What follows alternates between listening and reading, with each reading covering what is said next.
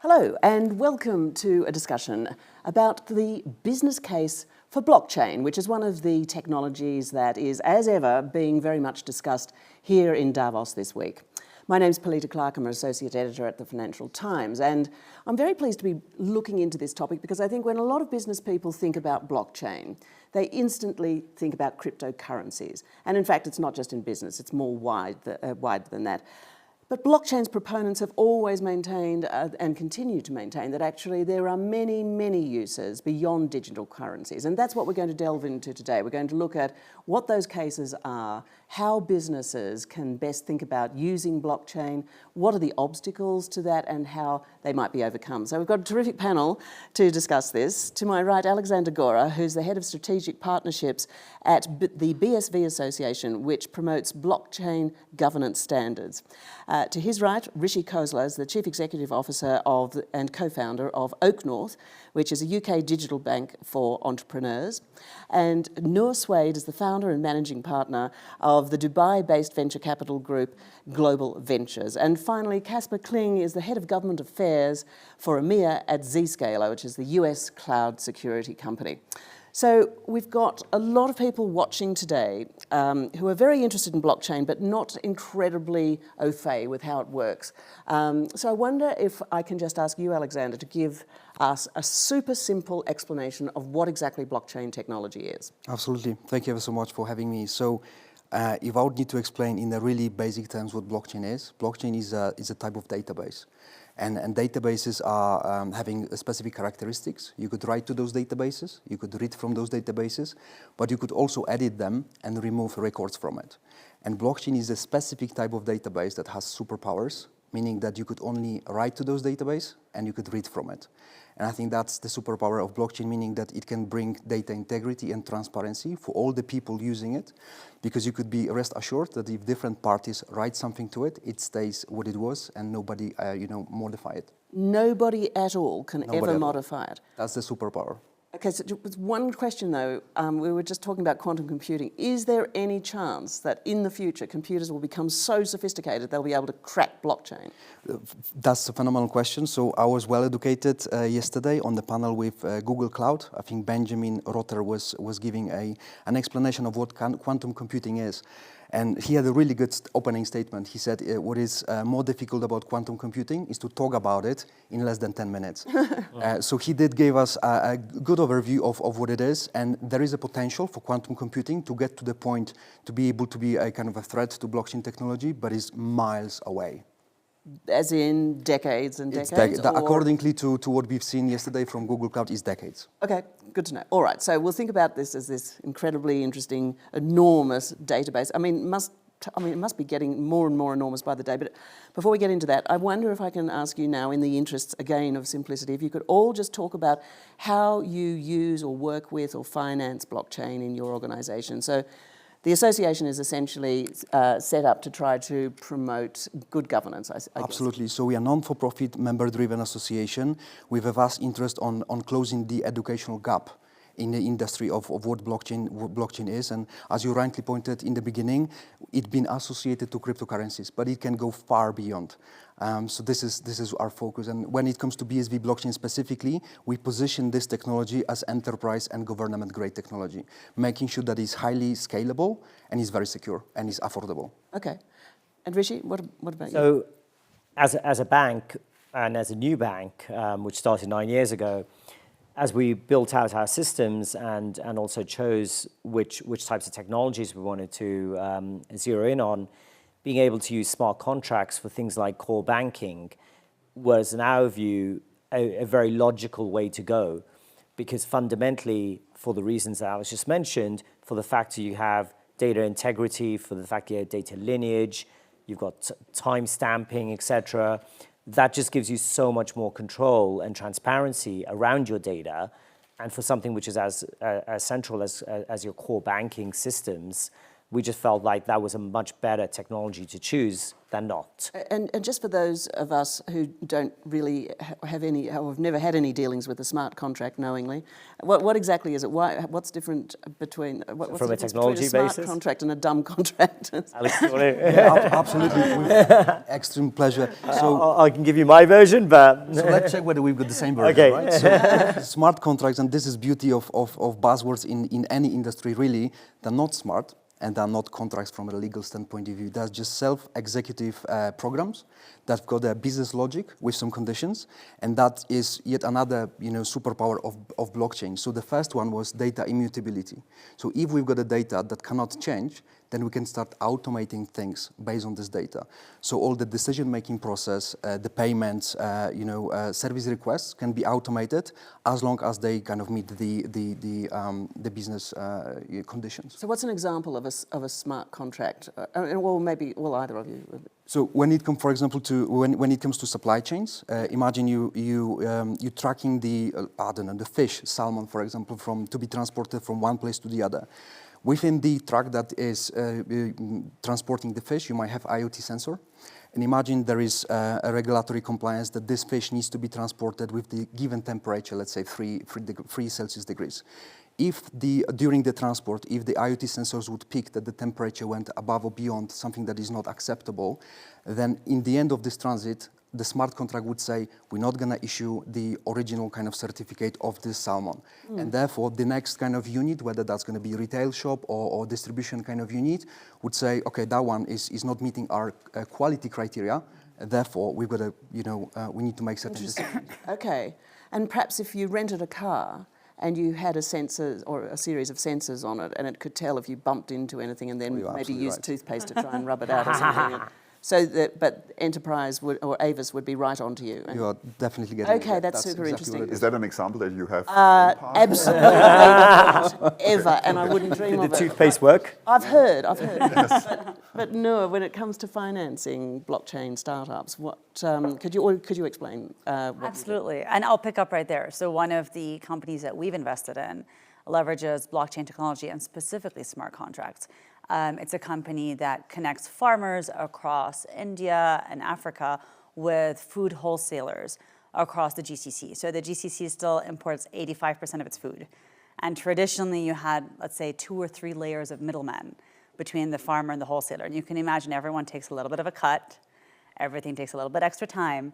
So if you can implement this on a blockchain technology where you have smart contracts that effectively act as the trust component. So you trust the smart contract because it's conditions-based, and so you can remove some of these middlemen, which means that the farmers end up making more money, the produce gets there faster, everything's much more transparent, and that's what blockchain enables. So we are in a part of the world, we invest across the Middle East and North Africa, and we are finding that many of the traditional industries haven't yet been built up in Web 2. So supply chains are still nascent, healthcare is still nascent, data on healthcare is still nascent. And because of the lack of those industries sitting on Web 2, we're building immediately on Web 3. Now, what's the difference between Web 2 and Web 3? Because Web 2 is the internet, it's .com for the internet as we know it today. Internet as we know it, right? And then Web 3 effectively is a blockchain-based distributed ledger technology in order to build softwares, if you will, and applications in a blockchain-based format. So, excuse me. So Web 3 doesn't actually exist yet. It does. So everything that's being built on blockchain is titled Web 3. Okay. And so if you haven't built your legacy infrastructures on Web 2, like in our part of the world, like the supply chain, like with healthcare data, privacy, and security, then you can immediately say, as we're trying to solve these problems, let's solve first on Web 3. Let's not try to replace Web 2, which means that your adoption is actually much faster. You're not trying to improve something incrementally, you're building from scratch on a technology that enables you to do a lot more. Right. If I may just add to the definition of Web3 that Norges just brought up, I think quite often people also would refer to Web3 as a paradigm where they own their own data. Yes. And I think that what kind of cuts those middlemen and make it really more efficient. And a good example was in healthcare as well. I don't know whether that's specific only to UK, but apparently to move one doctor from one medical unit to the other temporarily for like for the few days, it takes 2-3 days to actually check whether he got or she got the right credentials to work there. So blockchain technology, by the principle of owning the data, can reduce those 3 days into seconds. Right, right. Interesting. Casper, you're coming at this from a slightly different perspective, I think, but perhaps you could explain how Zscaler works with blockchain and what its interest is. Of course, I'm very tempted to do what Rishi did, just refer the question back to Aleksander. Alex. It worked well. Sorry. It didn't work well, but... No, but listen, I mean, I think one of the points that you made before, which is relevant, and also the business that we're in, is of course about data integrity. And I think, this is very much what blockchain offers in terms of the potential out there. And it goes without saying that I think also from a broader societal point of view, this is one of the issues that we're going to see an increased focus on, whether we're talking about the private sector or the public sector. Data integrity, the ability to protect your data sets is a trend that is going through the roof. So this is, of course, where we're looking at blockchain as an opportunity.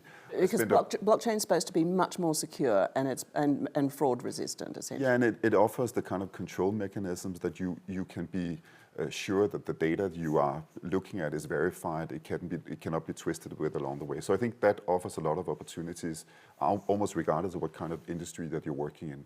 And I think when you look at the world today, and of course I'll throw in a little bit of Zscaler here, is that whether we talk about cybersecurity and the threat that is coming in, whether we talk about something which is important here in Europe, concerns about intelligence services having access to sensitive data sets, I think what we're seeing here is also a renaissance around concerns about traditional espionage. I mean, how can you, in an increasingly digital world where we're using the cloud, be absolutely sure that your data sets will be protected and defended? So that's sort of where I think blockchain offers a lot of potential, a lot of opportunity. Now, my slightly more boring answer to your question is, are we using it extensively in Zscaler? And the answer here is we're not doing that yet. We're looking at it, we're looking at the potential. We haven't sort of included it in our technology yet. And I cannot today say that we will in the future. What I can say is that one of the aspects that we're following very closely, and you sort of alluded to that in your own question, is because of the association of blockchain together with cryptocurrencies, there is a resistance, including from regulators and governments, that I think is one of the big questions out there. Will we see the full potential of blockchain come forward, or will there be so much resistance that some of the aspects that we spoke about earlier will actually be difficult to implement in practice? So therefore, we have a slightly more sort of hesitant approach to it. It goes without saying that the core, the fundamental aspect of technology is something that is very close to the values that we are trying to promote also globally. Yeah, yeah. So 2 questions about the association with crypto I think are interesting.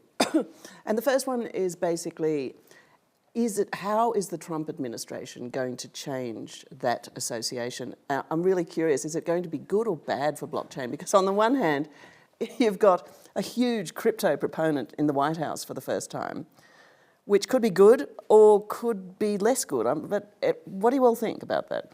I'm happy to jump in. I mean, I think, at least from our perspective, so as a institution, we don't actually transact with or take custody of blockchain cryptocurrencies, right?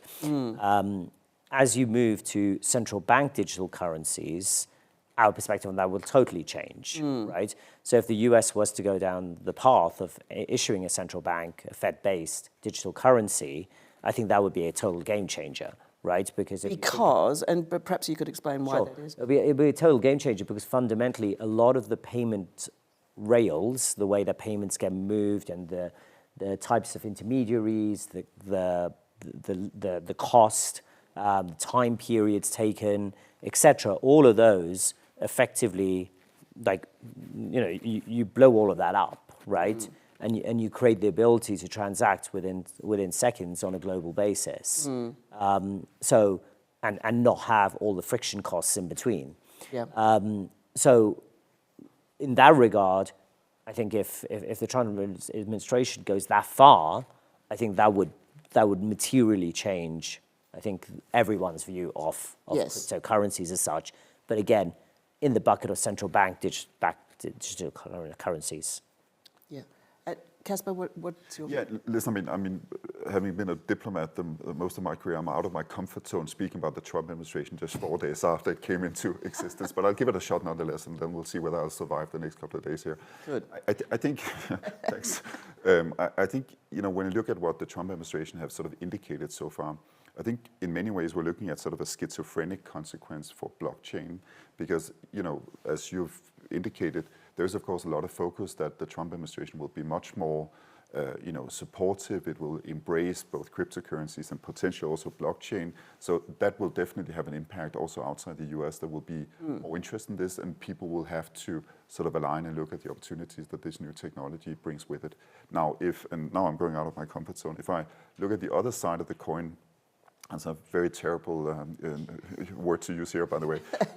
I think, of course, with the turmoil, with the concerns about what the next 4 years are going to bring, and we're sitting here in Europe, the big question is, of course, whether a big push from the US on cryptocurrencies, on blockchain, will have an effect where Europe, let's just talk about Europe, will embrace that in a similar way, or whether you will actually have regulators or politicians being even more concerned about it. So I think we're standing at sort of an inflection point where there is huge potential, but I think the jury is still out on what the reaction is going to be, not least here in Europe. Yes, yeah, that's interesting.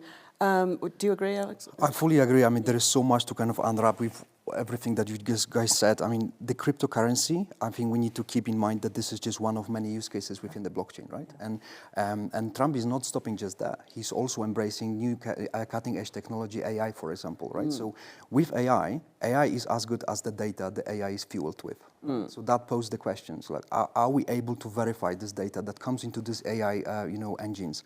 Are we able to assign the ownership of this data so that the people to contribute with their data sets are actually monetizing this data? So on one side, I think there will be loads of good things happening for the cryptocurrency, and it might be CBDC, it might be also stable coins, which is a different kind of form of cryptocurrency.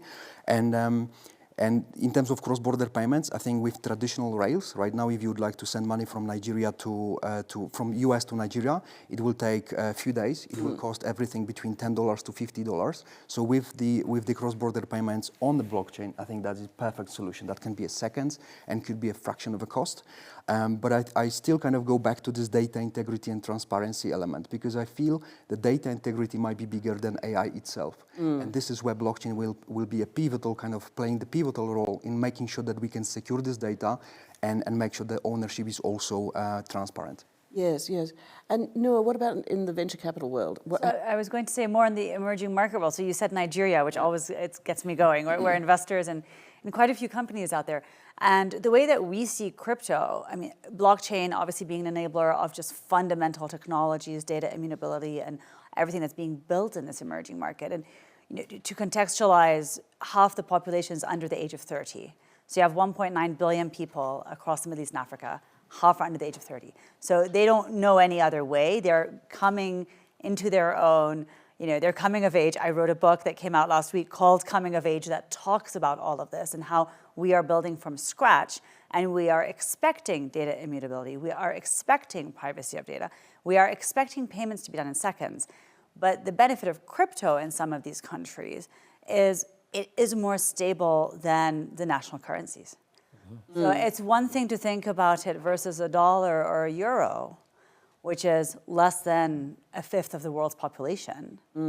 But you have from Nigeria to Brazil to Egypt, where you've had massive currency devaluation, where people save in Bitcoin, where people save in other cryptos or in USDC, because that is much more stable than a local currency. Right, so it makes perfect sense. It makes perfect, and then you can transfer using the crypto. So it's actually become a different store of value for people in emerging markets, and especially young people in emerging markets. That's really interesting. Yeah, so we could see the world emerge where we have huge use of cryptocurrency or digital currencies in some countries, less so in Europe, I think perhaps maybe become an outlier in the region here, or the very large geographic region here.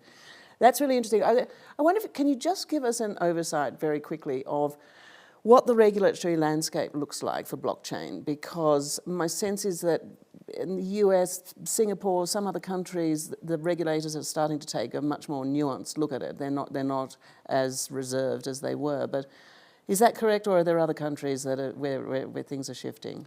Well, the UAE had VARA set up, the Virtual Asset Regulatory Authority. I think that was the first kind of regulatory authority in this space for all of these assets, crypto, blockchain, et cetera. And now you can actually use USDC to pay for your visas in the UAE. So the government's accepting it as a form of payment. So they took up an approach where they were very forward-thinking, working with the founders, working with the technology to say, how can we regulate this and solve problems using this incredible best-in-class technology, rather than, wait, this scares us, the way we've done it before is better. Yeah. It's how does this work within our framework? So that was set up 5 years ago. Right. And the government's been very forward-thinking in terms of how do we integrate this. And how's it working? What is it? What's been the core? Great. I think one of the big things that has come out of it is all the regulation around tokenization. Now, tokenization is another word that we need an explanation on. Look to Alex.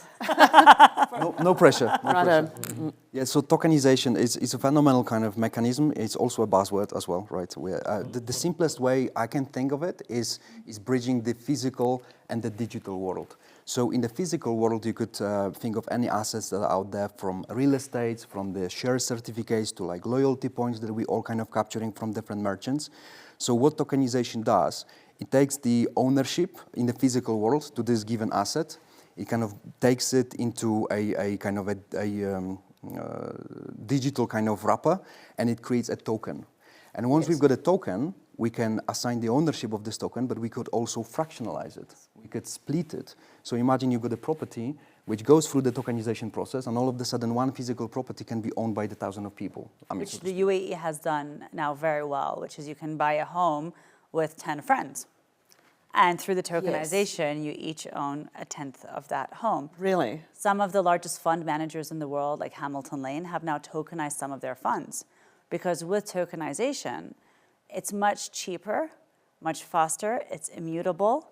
So you get to a point where it's no longer a financial and legal burden. It's no longer so cumbersome to invest, whether it's in a financial asset like a fund, or a real estate home, or a project, or anything. If you can tokenize that asset, you can fractionalize it, and then people can buy bits and pieces, and you can transfer them.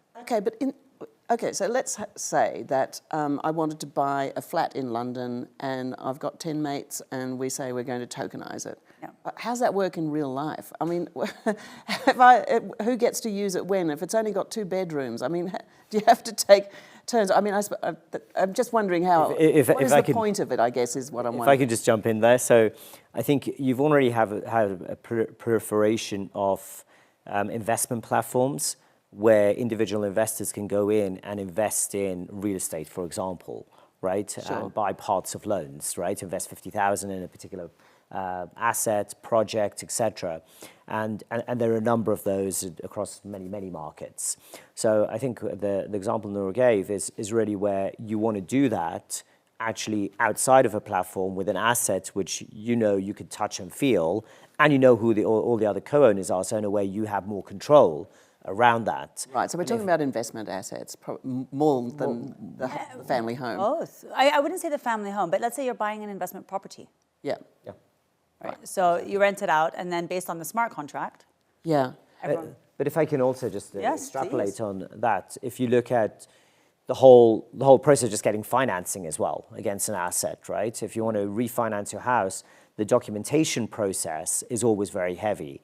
If you're a real estate investor, if you're a developer, etc., just the amount of time lag and the burden of going through the administrative process of perfecting security, releasing security, etc., just totally changes with a tokenized world, because effectively the asset, the collateral is embodied, the token embodies like the ownership of that asset. Right. So it becomes much easier to transfer. So if you wanted to give a house or an apartment to your children, for example, that could be done theoretically, again, depending on what platforms are out there in the future, almost, I wouldn't say instantaneously, but like hours probably, right, to go through whatever process you need to, versus weeks or months.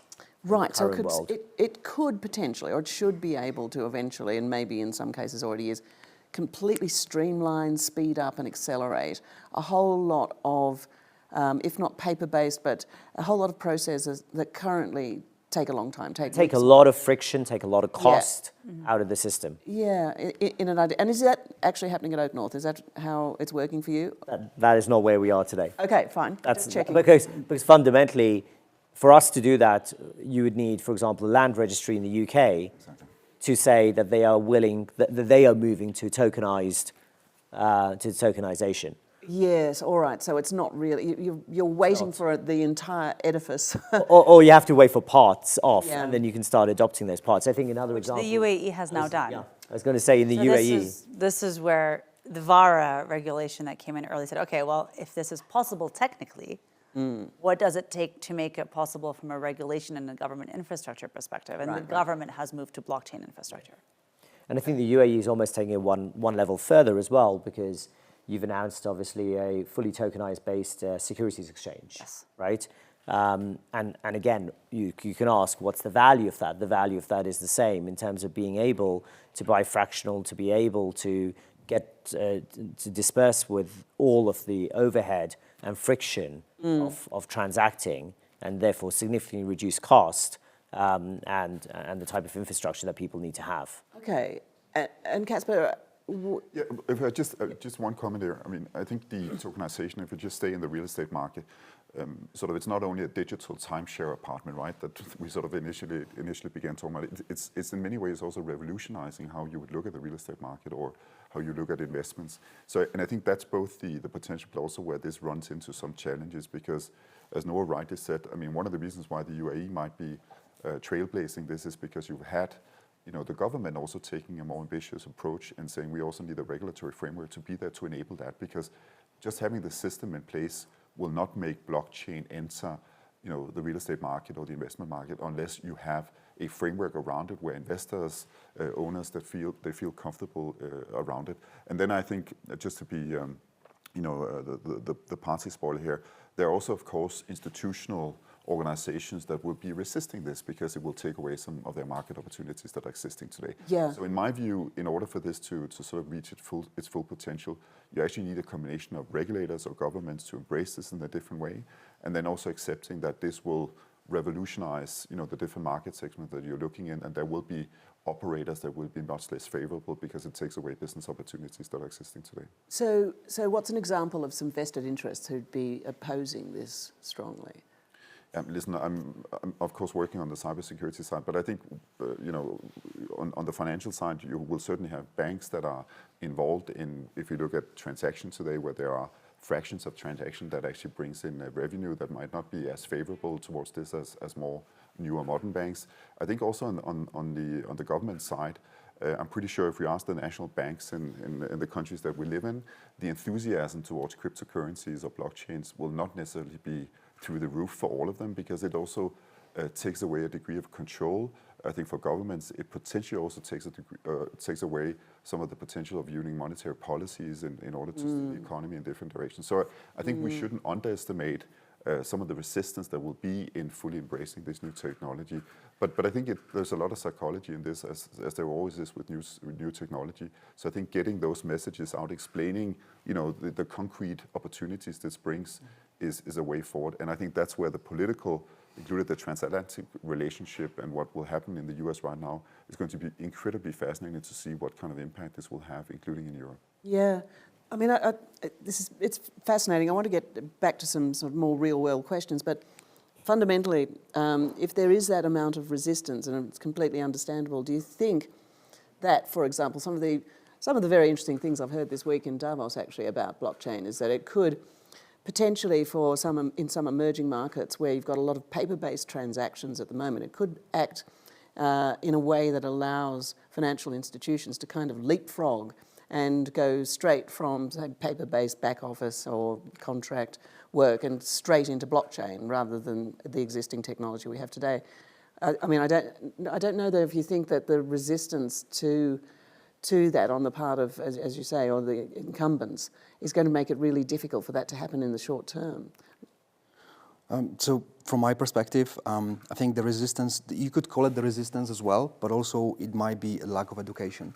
So the moment you kind of understanding in which jurisdiction your business operates, what is the regulatory body that you're supposed to have in touch with, I think being able to educate them with your use case that you would like to achieve, implementing blockchain as a technology is a key point. But also from the experience, what I saw is very often a regulation catching up when we've got standards within the industry, right? So being able to participate with industry, working groups or standardization bodies, being kind of national or kind of international, I think that's where being close to the round table, where we're discussing what is that we actually would like to achieve with this technology, and then bringing it together as a group to the regulator, I think makes the whole conversation easier. I mean, there is that very interesting question. I mean, when it comes to monetary policy and when it comes to governments, central banks, regulators trying to keep an eye on how the economy works, blockchain makes that really difficult, doesn't it? Sure. Yeah. I mean, yeah, Exactly. so in a way, it's really difficult to see how it's going to catch on, as it were, in places like, Whitehall and governments around the world. I mean, the commission, all these, regulators and governments are going to be incredibly nervous about allowing this to explode, I would have thought. But I think it's also fascinating that we kind of begin the whole kind of discussion about how blockchain, how applicable it is beyond the cryptocurrency and financial sector, but yet we actually spend a lot of time discussing these financial use cases. So if we would kind of go back to something that is applicable to literally every single business on the planet, which is cybersecurity, right? Blockchain is an amazing example of how cybersecurity can be more robust. So the cybersecurity bridges, we all would love those to not occur in the first place, but I think the difficulty over there is with the time that it takes to detect the data breach. Right? So on average, it takes 212 days to detect the data breach, and the cost for the business with the data breach that took so long to detect is, I think, on average, $4.3 million US.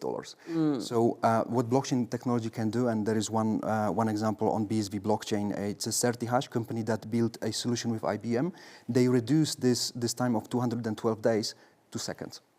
So I think there are some examples where we don't necessarily need to wait for the regulators. We don't necessarily need to think where the resistance will come from. We just need to show the value. But I am interested that the person representing the cybersecurity industry here today, I mean, that you're not actually using it yourself or not even experimenting with it at Zscaler. Yeah, but I think, as I said in the beginning, it's not because we don't find the technology to be cutting edge or we don't see the potential. And if I'm just before answering your question, it's not because I'm trying to dodge it. I'll come back to it in a second. But I think having other examples of how blockchain is making life easier for companies. One thing I came across some years ago was in the shipping business. When you put on oil, is it called bunking? What is the word in English? I don't know, but bunker fuel? No. Yeah, exactly, bunker fuel. The paperwork associated with that in harbors is incredibly difficult and challenging, and it costs a lot of resources. Using blockchain technology, you can reduce that dramatically if the different ports would accept that. I think that's a really concrete example of how you reduce corruption opportunities. There is an environmental aspect of it. You can control what kind of fuel that the ships are running on, etc. So I think those examples are better examples, including for regulators, rather than cryptocurrency, which is associated with dangers and challenges. Now, coming back to the question of why we at Zscaler is not fully sort of embracing and utilizing the technology yet, is like with many other technologies. I think once it reaches maturity, it'll be easier for us to see whether this is technology that we need to invest in. But as I said before, I think the fundamental philosophy behind it, introducing data integrity, protecting the data sets of customers, is incredibly close to the business that we're in. So we're following it, we're interested in it. If one of our engineers was sitting here today, they would be able to give a much more technical answer on how we're looking at the applicability of this. And I would probably go as far as to say it would not be correct if I indicate that we're not spending time on focusing on it. Yeah. But I'm also just honest to say we're not using it in Zscaler technology today. Yes. I'm going to take it to a completely different industry. So one really cool... Saving me, getting me on a difficult question. I am. Thanks. No, I just think that it's one thing to always think about this as very industrial, like it's finance and it's supply chains and it's cyber. But one of the very cool companies I saw recently was in fashion. And they're using blockchain to create NFTs for authenticity for luxury brands. And we haven't even covered NFTs, but anyway, we're back to tokens. So anyway, but yes. to simplify it, it simply means that at any point in time, like if I were to buy a handbag or anything that is designer, and a lot of these designers have a lot of fraud. So once you think about what this means for authenticity verification across industries, and they're starting in fashion because this is a real problem for many luxury brands around the world, is the fake or the copies, if you will.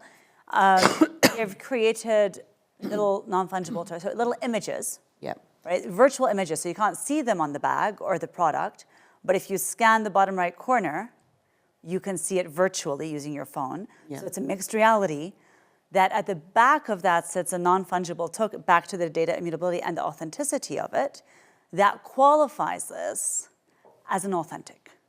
And since it's invisible to the naked eye, but it's a mixed reality token, anyone who works in any of these stores of these luxury brands can scan it and now immediately say, yes, this is authentic, or this is a copy. So this, the provenance use of blockchain, I think, is really interesting. But are, Christie's and Sotheby's and fine art, fine wine dealers, are they using blockchain themselves, or are they interested in it? Do you know, Aleksander? So we do have a company within our ecosystem called Unisot. So they specify one of the use cases of their software is exactly around authenticity and provenance of goods. So this is a really good example, and it goes back to the tokenization, kind of bridging those two worlds, the physical world and the digital world.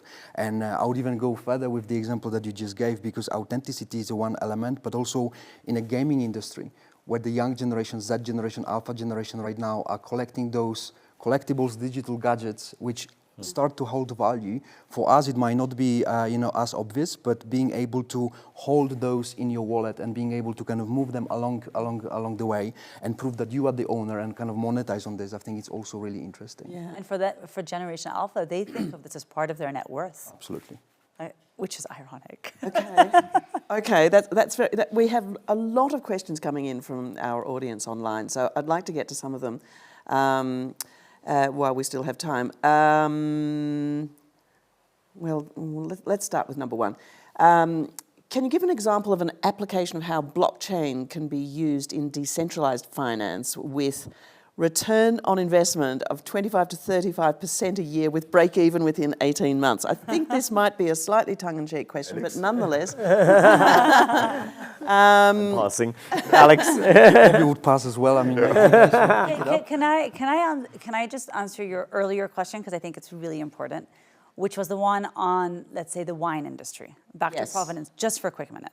So we are seeing companies come up, and there's more than a dozen now, that are working with some of these industries where if the value of something increases over time, think about good wine, how does then the vineyard, the winery, the chateau capture that value over time?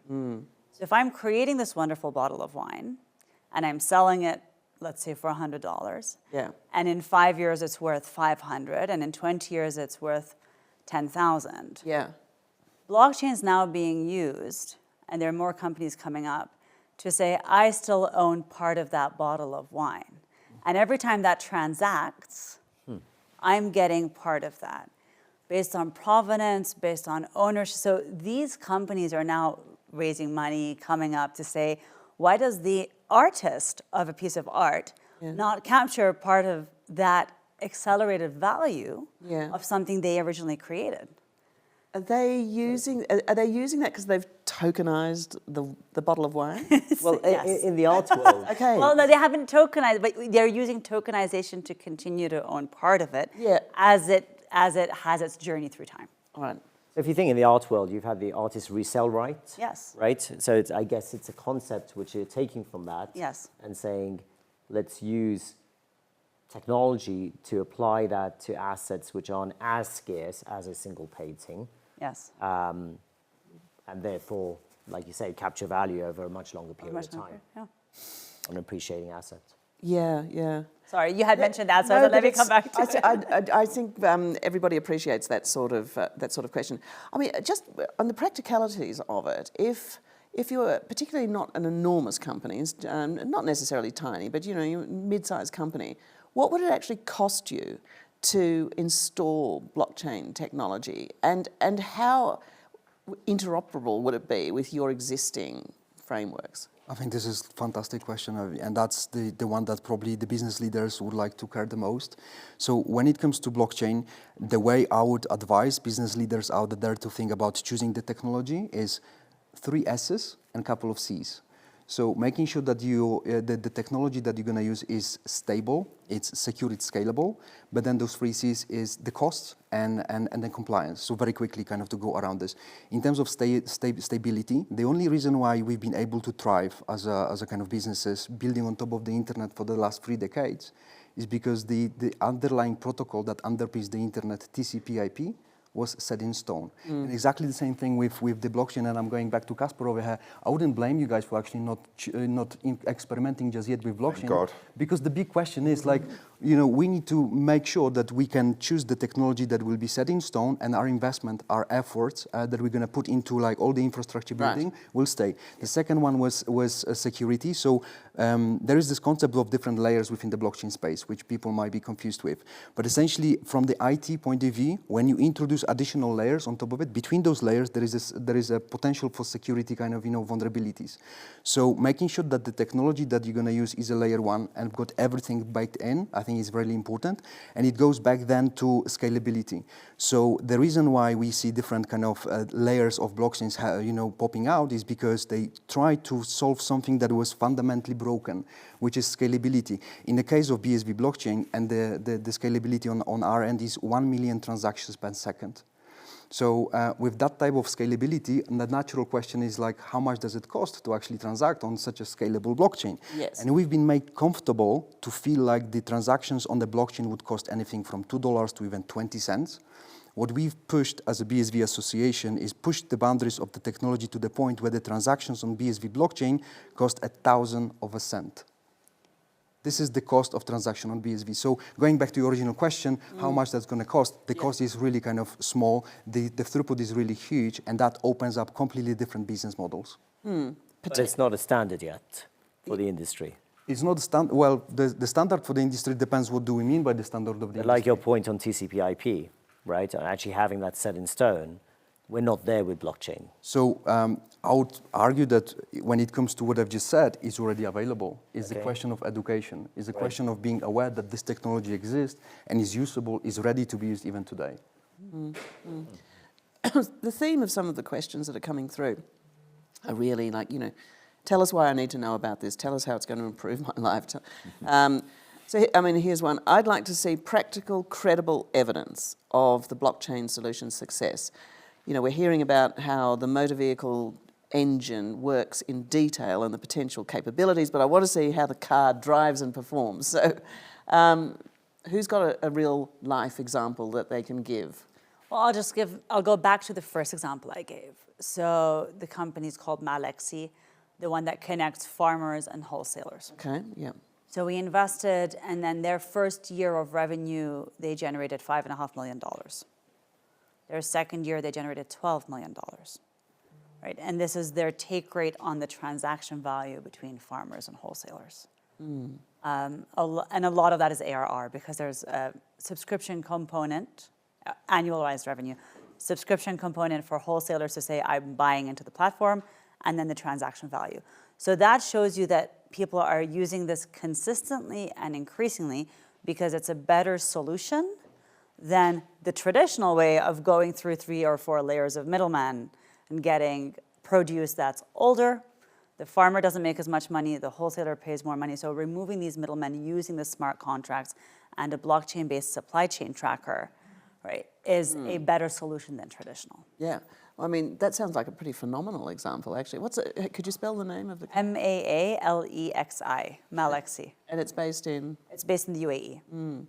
And are you seeing, so it's really the supply chain work that... Supply chain is there. Okay. I think supply chain we've proven it, this is one of many examples, you talked about others, that blockchain-based supply chains or blockchain-enabled supply chains deliver better products, results, trust. The fish is always refrigerated or frozen at the same. So you really have that trust factor and that efficiency factor. Yeah.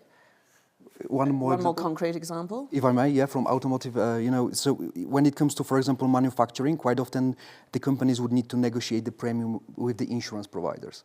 So if all of a sudden you've got the technology that is scalable and is cheap, what you could do, you could start gathering the data from IoT sensors and use it as an evidence of the quality of your products while negotiating the premium with the insurance providers. Interesting, yeah. And is that actually happening? This is the use case I would like to see, whether there is the implementation. I think this is the difficulty for the industry at the moment, is that the use cases, with UAE is obviously ploughing ahead here, and it's great to hear about them because that's part of the reason that Davos exists, so that people can hear about these things. But at the moment, I think, my impression is really that, like a lot of the people watching really, is that they don't understand. They're not seeing sort of real life examples outside of currencies, outside of crypto, which exactly, and tokenization of real estate. Right. Like that's real, and that's happening in many markets. The UAE is one of them. Yeah. So there is a company within the ecosystem of BSV. It's called IoT Record that actually does the gets the data from IoT sensors in order to enable businesses to then negotiate in different industries. But whether that's actually insurance, that I would need to double check. Yeah. Okay. No, I just wanted to add, I think, we might be approaching this in the wrong way. And again, I'm slightly biased, having spent most of my career in the public sector, working with politicians along the way. Because I think one of the aspects that we should double down on is the transparency dimension of blockchain technology, that you can actually have access to data sets that are verified, that are trustable, etc. So I think if we look at it from a regulatory point of view in terms of compliance issues, I think blockchain technology actually offers huge opportunities. Let's just take two areas, one of them being discussed here at the WEF and Davos right now, and the other one not so much. One, of course, around sort of safety, security issues, you're protecting your data sets, data integrity. The other one that some of us are a little bit sad is not frontline here in Davos is of course on environmental aspects, climate change. And we have a question about that actually. Yeah. I didn't even know that, but that's great too, because I actually think when we look at just take the ESG legislation coming forward here in Europe as well, there is going to be huge requirements for businesses to report data sets and how they are compliant with environmental aspects. If we just take that dimension, I think this is one area where blockchain offers a lot of opportunities, also in reducing the resources required to be compliant.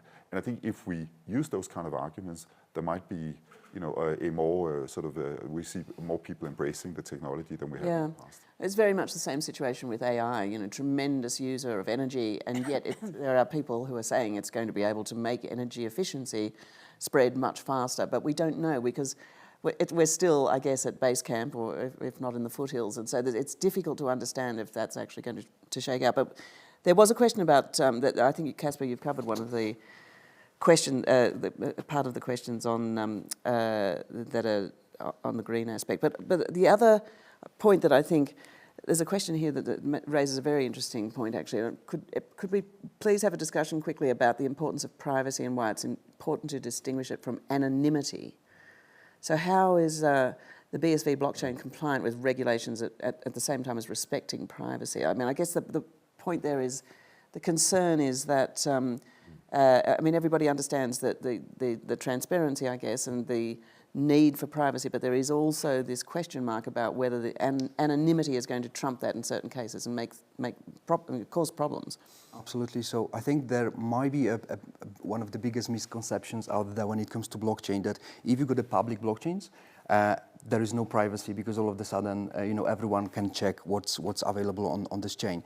But the example I'm quite often giving is the difference between the internet, which is public, which is available, and intranet, which is a closed system for just a number kind of within the boundaries of organization.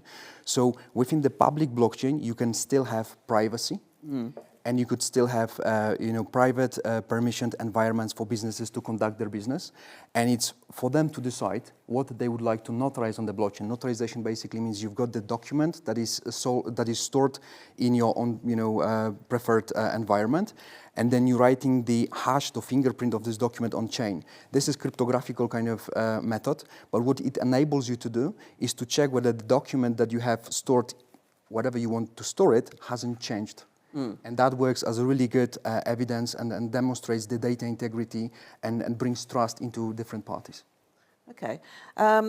Very quickly, Which blockchain is more energy efficient than others? Do we know yet? Is there any data on that? Alex? I think there is plenty of data, but the question is how do we define the efficiency? So one of the elements of BSV blockchain is the size of the block. And apologies for being technical over here, but essentially, We're grateful that you're able to. how many kind of transactions can we kind of drop in the block? And blockchain is a chain of blocks essentially being produced every single 10 minutes. And the energy that requires to mine the block is the key concern right now. Right. And whether you have like 10 transactions or 600 million transactions, in our case, it will require exactly the same amount of power. Really? Yes. How's that work? I don't- So basically, if you start dividing the power that was required to mine a specific transaction, because the block is huge, then I think it's highly efficient in terms of the usage of the power. All right, if you're all back here in Davos this time next year, how do you all think, very quickly, because we have seconds left actually, what's the industry going to look like? Rishi? I think we'll see a lot more movement on currencies and therefore payments. Right. I would agree with Rishi. I think that's where it's going. I think we're actually approaching a situation where also regulators and the political environment is looking more favorable towards blockchain. So I think we'll be in a different place next year. Huh. I would love to see it beyond financial services and in all the other different use cases. Right. Payments, All right. payments touch everything. All right. Well, thank you all very much. That was a really interesting and incredibly educational discussion. And just like to thank all of you for doing that and for making it, I think, of a very complex topic a lot more accessible for a lot more people. And I hope you enjoy the rest of your week here in Davos. Thank you. Thank you. Thank you.